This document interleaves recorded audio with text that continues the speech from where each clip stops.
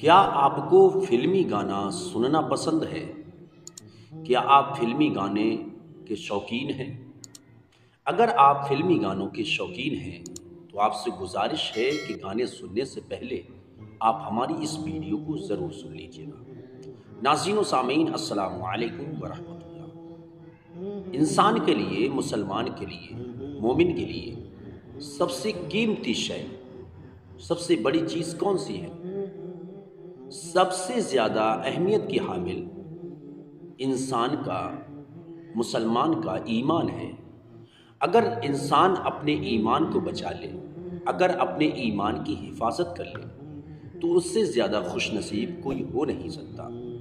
کیونکہ انسان کا سب سے بڑا خزانہ، ایک مومن کے لیے سب سے بڑی دولت اس کا ایمان ہے۔ موجودہ ادوار میں فلمی گانوں میں کچھ اس طرح کے الفاظ کا استعمال کیا جا رہا ہے جس سے ہمارے نوجوانوں کے ایمان کو ضائع کرنے کی، ایمان کو چھیننے کی کوشش کی جا رہی ہے، اور ہمارا نوجوان یہ بات نہیں سوچتا کہ اس چیز کو سننے سے، اس پر خوش ہونے سے، اس الفاظ پر راضی ہونے سے اس کا ایمان ختم ہو جاتا ہے، ایمان ضائع ہو جاتا ہے۔ ایک بات کو آپ یاد رکھیں، انسان نماز نہ پڑھے، انسان روزہ نہ رکھے، انسان حج کی استطاعت رکھتے ہوئے حج ادا نہ کرے، مالک نصاب ہو اور زکوٰۃ ادا نہ کرے، لیکن وہ جانتا ہے، اس بات کو مانتا ہے کہ نماز جو میں نے چھوڑی ہے وہ چھوڑنا حرام ہے، روزہ جو میں نے نہیں رکھا اس کو چھوڑنا حرام ہے، یعنی کہ اسلام کے جتنے ارکان ہیں، جو فرض ہیں، جو واجبات میں سے ہیں، ان کو وہ ترک کرتا ہے، لیکن اس بات کو مانتا ہے کہ جو میں نے ترک کیا یہ میں نے غلط کیا ہے، یہ میری خطا ہے۔ تو وہ انسان جب مر جائے گا، دنیا سے جائے گا، تو اللہ تبارک و تعالی عدل فرمائے تو اس پر عذاب کرے، اس کو سزا دے، اور اگر وہ رحم فرمائے تو اس انسان کی مغفرت کر دے۔ وہ رحمان و رحیم ہے، مغفرت کرنے والا ہے۔ لیکن اگر انسان اپنے ایمان سے ہاتھ دھو بیٹھا، انسان ایمان سے خارج ہو گیا، اگر کچھ ایسا دنیا میں اس نے کیا جو ایمان کو ضائع کر دینے والا ہو، ایمان کو ختم کر دینے والا ہو، تو اس کے لیے تو ہمیشہ کے لیے جہنم کی سزا ہے، پھر وہ کبھی جہنم سے نکالا نہیں جائے گا۔ تو آج ہم کچھ ایسی باتیں آپ کو بتلانے کی کوشش کر رہے ہیں جس کا جاننا آپ کے لیے اپنی جان سے زیادہ بھی ضروری ہے۔ اپنی زندگی کے اہم ترین لمحوں میں سے سب سے اہم لمحہ وہ ہے کہ جو انسان حرام اور حلال، جائز اور ناجائز کی تمیز کرنے کا وقت نکال لے۔ آپ سے گزارش ہے، ہماری اس چند لمحے کی گفتگو کو آپ ضرور سنیں اور ذہن نشی کرنے کی کوشش کریں۔ فلمی گانوں میں کفریات آج کل ہندوستانی فلموں میں اور ان کے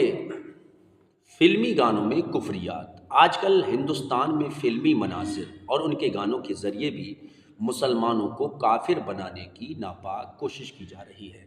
اور مسلمانوں کے ایمان اور عقیدے کو تباہ برباد کرنے کی منظم سازش چل رہی ہے۔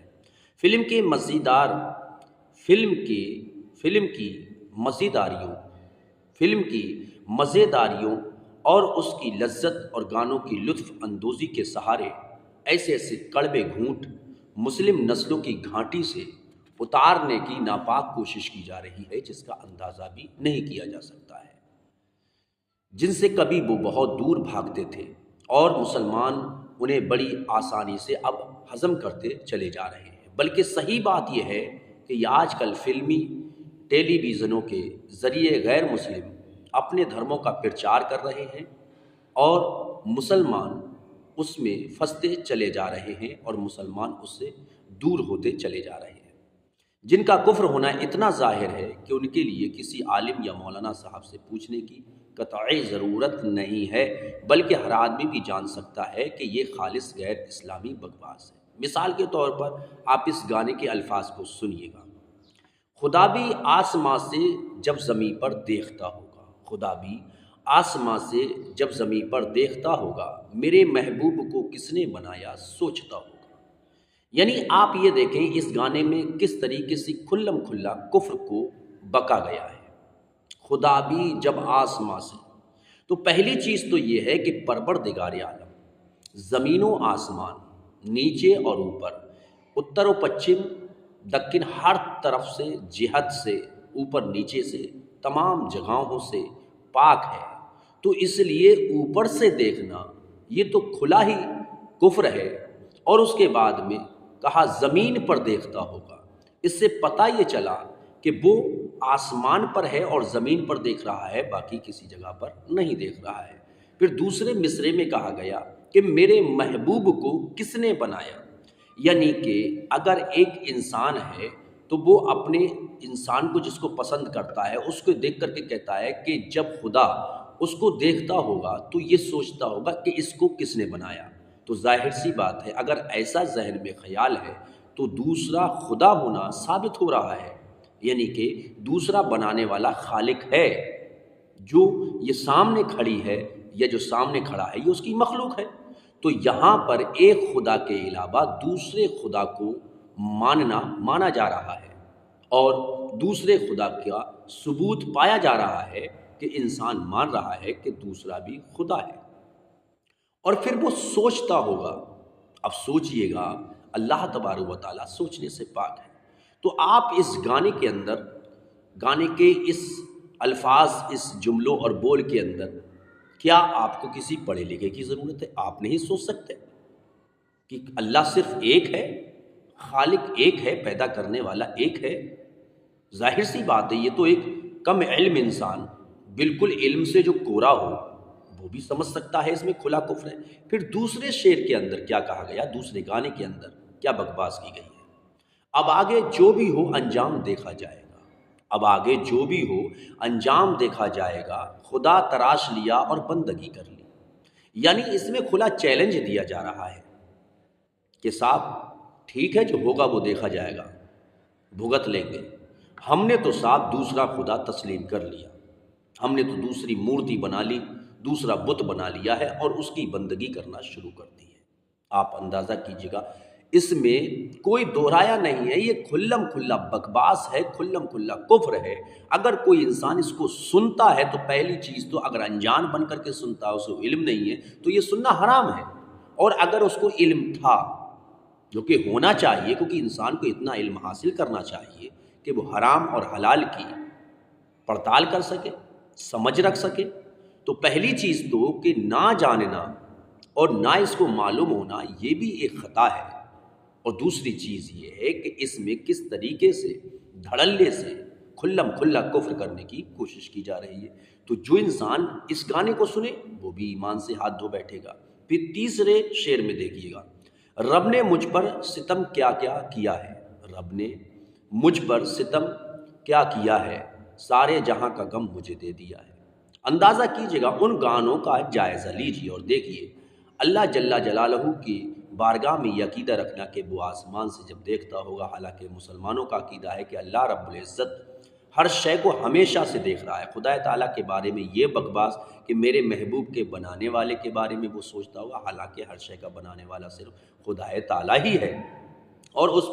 اس پروردگار کے بارے میں یہ بکنا کہ وہ سوچتا ہوگا، حالانکہ اس کا علم سوچنے سے پاک ہے، یہ سب کھلے کفر ہیں۔ اسی طرح دوسرے گانوں میں خدا تراش لیا اور بندگی قتل کر لی، کتنا بڑا کفر ہے، اسلام سے مذاق اور قرآن کریم سے ٹھٹا کیا گیا، جس کے کفر صریح ہونے میں ان ان پڑھ مسلمان کو بھی شک نہیں ہے۔ تیسرے گانے میں پروردگار عالم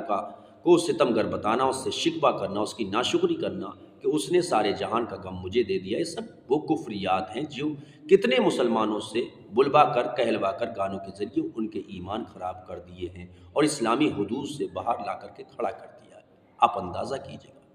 کون سی دنیا میں مسلمان جی رہے ہو، نوجوانوں، کون سی دنیا کے تم باشندے ہو۔ غفلت کی چادر کس طرح سے ہم نے اور آپ نے اوڑھ لی ہے کہ ہم پہلی چیز تو گانا سنتے ہیں جو کہ سننا جائز نہیں، دوسری چیز یہ ہے کہ ہم لوگ ایسے گانوں کو سنتے ہیں جس میں کھلم کھلا کفر ہے، اللہ تبارک و تعالیٰ کی وحدانیت کا انکار ہے، اللہ تبارک و تعالیٰ کی شان میں گستاخیاں کی جا رہی ہیں۔ یہ ایک گانا نہیں ہے، اس طرح کے بے شمار گانے ہیں کہ جن کے اندر کھلم کھلا کفر کیا گیا، کھلم کھلا شرک کیا گیا۔ تو آپ سے مؤدبانہ گزارش ہے کہ پہلی چیز تو گانا سننے سے بچیں، کیونکہ جو لغویات، جو فحیاشی گانوں کو سنتا ہے قیامت کے دن اس کے کانوں میں پگھلا ہوا شیشہ ڈالا جائے گا۔ اور دوسری چیز، جو کفریہ گانے ہیں ان کو انسان سن رہا ہے اور اس پر خوش ہو رہا ہے، تو وہ اپنے ایمان سے ہاتھ دھو بیٹھے گا۔ اور یاد رکھنا، جو ایمان سے ہاتھ دھو بیٹھا اس کو ہمیشہ کے لیے جہنم میں ڈالا جائے گا، ہمیشہ کے لیے اس کے لیے سزا ہوگی، اس کی کوئی بخشش نہیں ہو سکتی ہے، اس کا کوئی بھی سفارشی نہیں ہوگا، اس کا کوئی شفیع نہیں ہوگا، کوئی بخشش نہیں کروا سکتا، اس کی حمایت میں کوئی کھڑا نہیں ہو سکتا ہے، کیونکہ وہ ایمان سے خارج ہو چکا ہے۔ گناہ جو کر لیے ہیں ان کی بخشش ہو سکتی ہے، بخشش ہو جائے گی، معافی مانگے گا، لیکن کفر کی اور شرک کی معافی ہرگز ہو ہی نہیں سکتی۔ اس لیے آپ سے مؤدبانہ گزارش ہے کہ ایسے گانے جو کفر پر دلالت کرتے ہیں، جس میں کھلا ہوا شرک بھی ہے، کفر بھی ہے، اس سے آپ بچیے گا اور اپنے ایمان کی حفاظت کیجیے گا، کیونکہ ایمان وہ انمول خزانہ ہے جس کا کوئی بدل نہیں ہو سکتا، جس کا کوئی ثانی نہیں ہو سکتا ہے۔ اللہ سے دعا ہے اللہ تعالی ہمارے اور آپ کے سب کے ایمان کی حفاظت فرمائے اور ایسی فاحشہ گفتگو سے، ایسے گانوں سے تمام مسلمانوں کو محفوظ رکھے۔